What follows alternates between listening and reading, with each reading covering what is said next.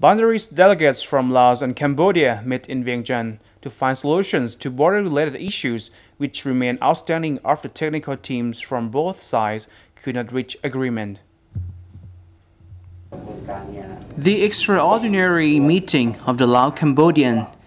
Cambodia-Laos Joint Boundary Commission was conducted at the proposal of technical teams from both sides in order to settle the points where they could not reach an agreement in accordance with the agreed minutes of the 6th meeting of the Cambodia-Laos Joint Boundary Commission.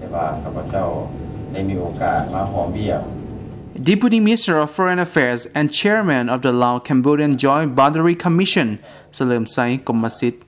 said, Laos considers border issues as one of the national priorities and crucial matters of the nation's destiny. The peoples of Laos and Cambodia have been strengthened and fruitfully bolstered,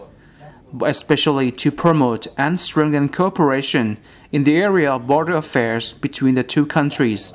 aiming at building a border of peace and stability and to promote and facilitate border trade and improve living standards of the people of the two countries. He said the two countries will enter into the ASEAN Economic Community or AEC at the end of the next year, which will bring enormous economic opportunities, facilitate the flow of people, and improve the living standards of the people of the two countries. During his opening remarks, Deputy Minister Salemsai also expressed his great honor to the leader of the Cambodian delegation, Wah Kim Hong,